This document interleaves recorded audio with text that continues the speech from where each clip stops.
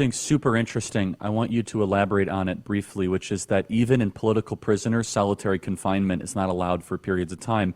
Yet that's precisely what we did with tens of millions of our nation's young people, where we really told them that you're not allowed to see any of your peers, any of your friends, creating antisocial tendencies. Pornography consumption went up, drug consumption went up, video game consumption went up, streaming services went up. All of these things that are, by definition, nothing more than photons hitting a screen. It's not reality.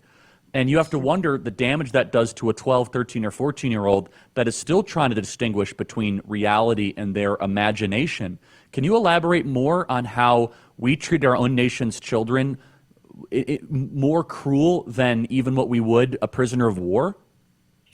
Absolutely. And this would never be, like the Geneva Conventions don't allow, Guantanamo to treat political prisoners the way we've treated children, teenagers, and young 20-somethings in the last 2 years.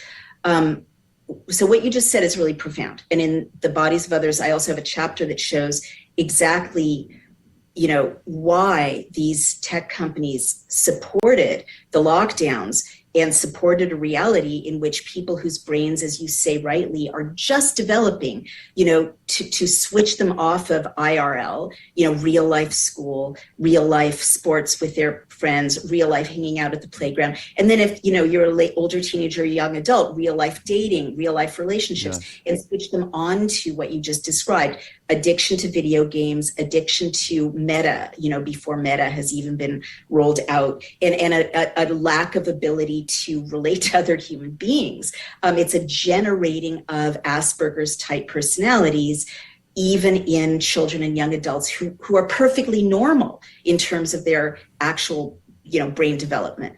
And the result is Nintendo, which was a dying brand, is up 20 to 25% net revenue over the last 2 years. Microsoft is up 20-25% net revenue. Amazon is up. I'm sure porn sites are up. I didn't off even the charts. Yep. Off the charts, I have no doubt.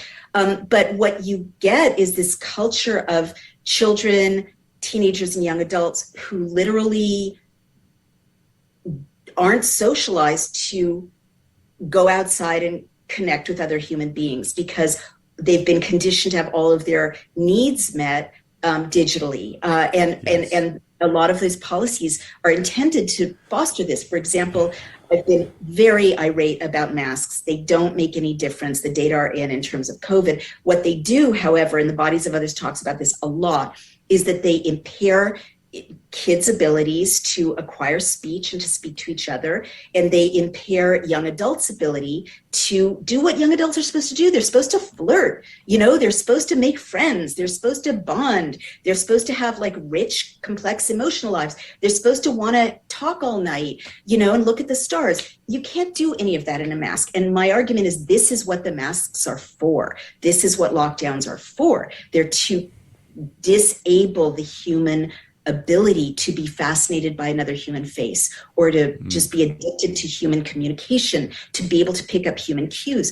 So I'm the stepmother of a recently turned 11-year-old, and I was watching during the lockdowns as his peers' language degenerated, their ability to pick up facial cues and to express their emotions with facial expressions degenerated. And then finally he said, look, Naomi, my friends and I run home after school and turn on our phones so we can see our friends' faces. Yep. I'm okay as long as I can see my friends' faces on the screen.